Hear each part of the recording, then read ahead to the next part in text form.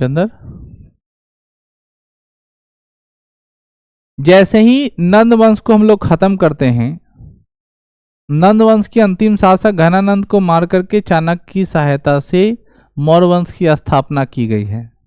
ठीक है, उस मौर्य वंश की स्थापना होने और नंद वंश की खात्मा होने के बीच में कुछ विदेशी आक्रमणकारी भारत में आए और उसी विदेशी आक्रमणकारी की क्रियाविधि के बारे में हम लोग को पढ़ना है। यहाँ समझ में आई? तो उसमें दो पार्ट है, जैसा कि मैं थोड़ा देर पहले आप लोग को बता ही रहा था कि इसमें दो पार्ट आए कि 6ठी शताब्दी ईसा पूर्व में भारत में उपमहाद्वीप में उत्तरी और पश्चिमी इलाका से, किस इलाका से? उत्तरी और पश्चिमी हिस्से पर दो विदेशी आक्रमणकारी हुए। कितने? दो विदेशी आक्रमणकारी। कितने हुए? दो। बहुत बार ऐसा सुनने को मिला होगा कि भारत को मुसलमानों ने बहुत ज्यादा लूटा। जब आप इतिहास बहुत ज्यादा पढ़िएगा, ऐसा नहीं कहते कि भारत को मुसलमानों ने क्षति नहीं पहुंचाया है, लेकिन मैं आपको बता दूं कि अगर भारत को मुसलमानों ने लूटा तो मध्यकालीन भारत के बाद आधुनिक भारत में अंग्रेज की एंट्री जब हुई है और अंग्रेज लोग नाव पर सोना भर भर के ले गए हैं, आप लोग तो सुने होंगे, विश्व बाजार में भारत का सूती वस्त्र और सोने की एक तरह का व्यापकता बढ़ गई थी। तो आखिरकार ये लूट किसको रहा था? जब भारत को पहले ही से ऑलरेडी मुसलमानों ने लूट लिया तो फिर अब दोबारा क्या लूटा जा रहा था? बात समझ गया ना? तो पूर्णतः यह कहना गलत है कि मुसलमानों ने भारत को लूटा। ठीक है ना? आप ये कह सकते हैं कि जिसको मौका मिला सब लूटा और आज भी लुटाइए रहा है। बात समझ में आई? अब तुम लोग कभी सोचते होगे, दिमाग पर लोड लोगे, अगर एक जिम्मेवार नागरिक की इसको बचाएगा कौन? क्योंकि सब तो जा रहा है, लूटवे करेगा। जिसकी जैसी स्थिति होगी, जिसका जिस प्रकार का व्याख्या होगा उसी तरह ना वो काम करेगा, तो सब लोग तो उसी तरह लूटवे करेगा। तो लूट के कंडीशन में क्या ऐसा ही बना रहेगा? वही कहता है कि इसमें दो तरह का आक्रमणकारी बना, एक ईरानी आक्रमण और दूसरा यूनानी आक्रमण। ईरानी आक्रमण को पारसियाई आक्रमण के नाम से जानते हैं, जबकि इनका मकदूनियाई आक्रमण करते हैं। मकदूनिया का रहने वाला, सिकंदर कहाँ का रहने वाला था? मकदूनिया का। याद रखेंगे ये बात कि सिकंदर रहने वाला कहाँ का था?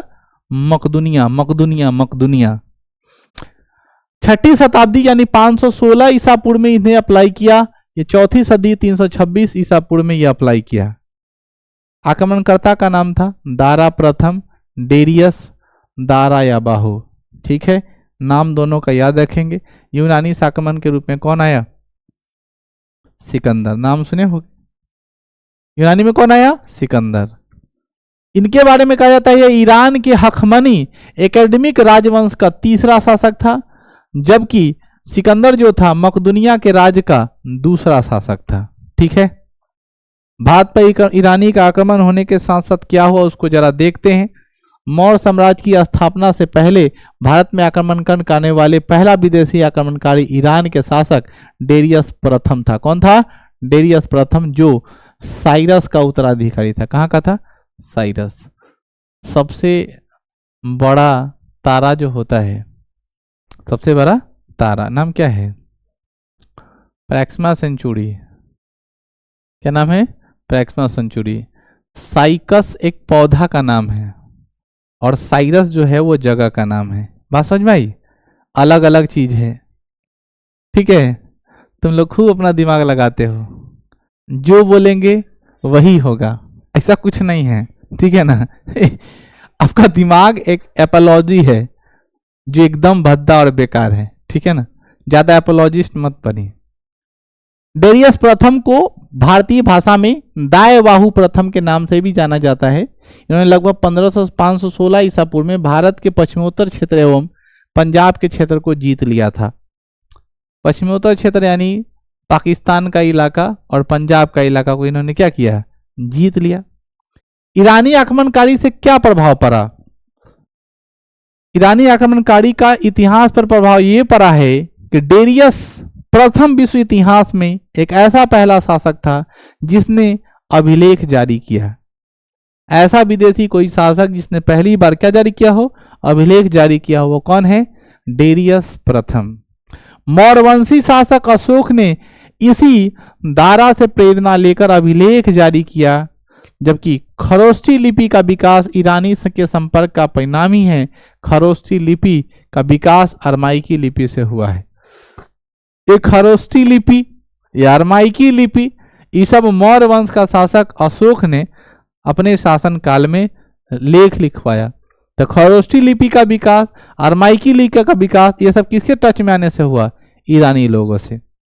भारत पर अब यूनानी आक्रमण के बारे में चर्चा कर लें।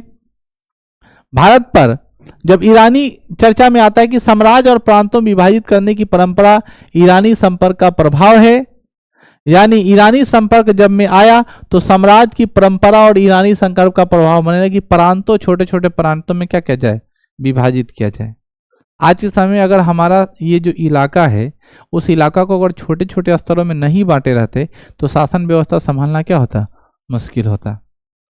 देखते होगे जितना टच तुम वार्ड से रहते होगे उतना टच सांसद से नहीं रहते होगे।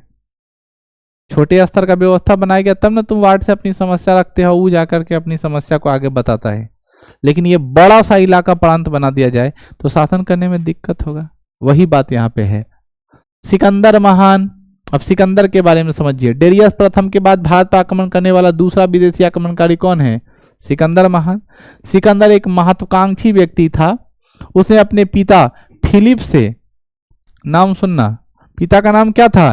फिलिप के विजय की प्रेरणा मिली थी। यानी अपने बाप से सीखा था कि आदमी को हमेशा जीत मिलता है, विजय का प्रेरणा मिला। 20 वर्ष की अवस्था में वह 336 ईसा पूर्व में मकदूनिया की गद्दी पर बैठा। कितने वर्ष की अवस्था में? 20 वर्ष के। हम लोग बहुत पीछे हो गए हैं ना, इस उम्र को भी क्रॉस कर गए हैं। वो उम्र था जिस जमाने में क्या था?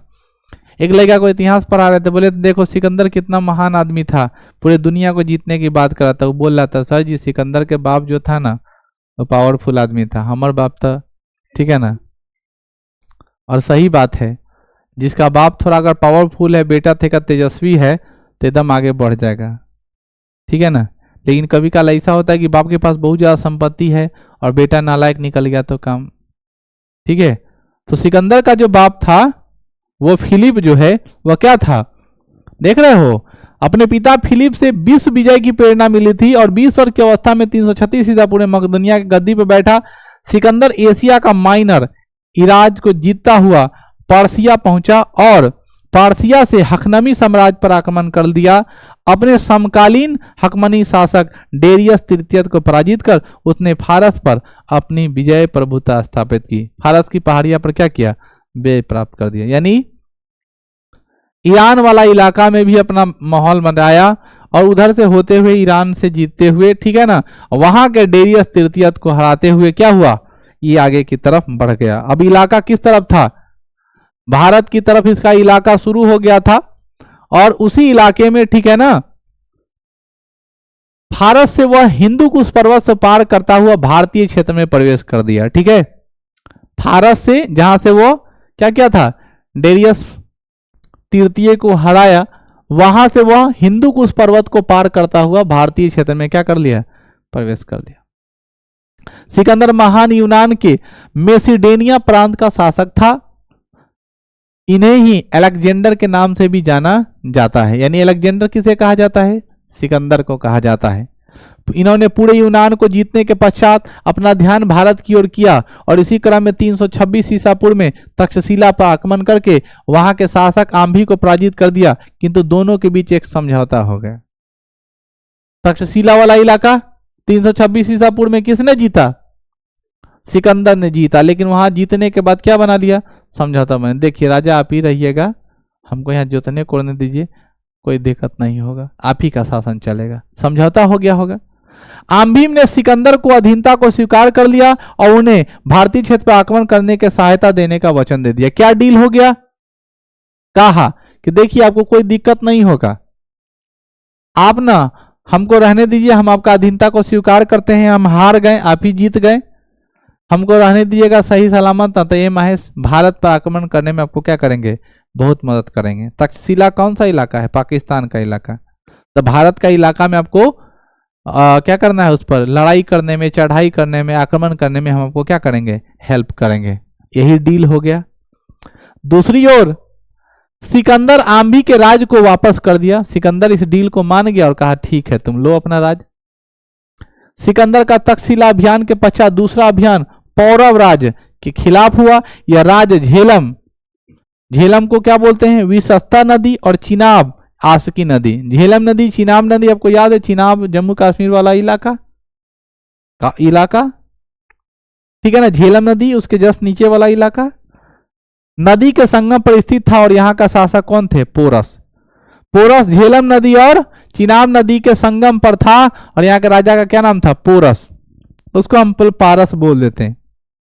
सिकंदर एवं पोरस के बीच में झेलम नदी पर एक किनारे युद्ध हुआ था, इसे ही झेलम का युद्ध कहते हैं।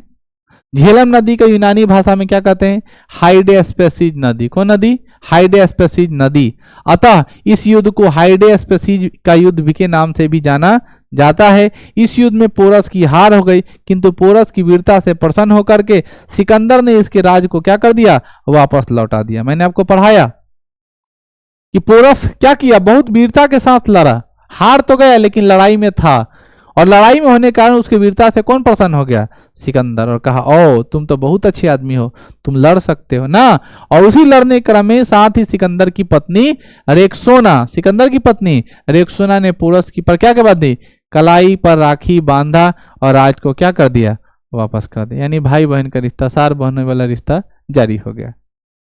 सिकंदर का भारतीय नाम अलकेंदु था और इसने घोड़ा का नाम क्या था, बुके फेराल। क्या नाम था, सिकंदर का भारतीय नाम क्या है, अलकेंदु। क्या नाम है, अलकेंदु। सिकंदर को अलेक्जेंडर भी कहते हैं, अलकेंदु भी कहते हैं। अलकेंदु कहाँ है, भारत में। आगे समझ में, आगे बढ़ते हैं। पोरस के बाद सिकंदर ने अन्य भारतीय प्रदेश को जीतने का प्रयास किया, कि तो सिकंदर का सेना ब्यास नदी को पार करने से मना कर दिया। क्यों मना कर दिया, ऐसा था कि चाणक्य क्या कर दिया, जाके भ्रम फैला दिया। उसको बोला लाइए तो आपका हाथवा देखते हैं। सिकंदर बोला क्या बात है, ठीक है, लेकिन आपको तो लग रहा है आगे बढ़िएगा तो ही नदिया पार करिएगा ना, तो नदिया भूत रहले, भूत, नदिया में क्या रहेगा, भूत। जो इसको पार करेगा वो आदमी मर जाता है, आप मत जाइए, आपको मौत लिखल है। बोला ये क्या बोल रहे हो तुम, बोला ये क्या बोल रहे हो, जाइए ना, नहीं विश्वास है तो दूगो सेना का देख के भेजिए। तो ये सब अपना रहा। अब वो जल सेना वाला को बोले ए दूगो भेज के देख तक का कही था, तो दूगो ने करिया भेजा, अब भेजा बस ब्यास नदी जैसे ही क्रॉस किया, चंद्रगुप्त मौर्य उधर व्यवस्था अपन लगैले था, टपका दिया दुगरा, टपकाया, बस ये बात सेना में तेजी से फैल गई। बाप रे सही बोल रहा है चाणक्य ना, उन्हें करिया जैसे ही जाओगे तो क्या होगा, ब्यास नदी में भूत रहता है, मर जाओगे सब गोड़ा, पारे नहीं कर पाओगे। सेना में भय हो गया, और भय होने के बाद नहीं वो निर्णय ले लिया कि अब हम, सिकंदर का भारतीय भूभाग पर अंतिम विजय पाटल राज्य के विरुद्ध ही हुआ था। सिकंदर ने भारत के दो शहर बुके फाला और निकैया नामक शहर बसाए। ब्यास नदी को यूनानी भाषा में क्या बोलते हैं, हाइफोनेसिस नदी भी कहा जाता है।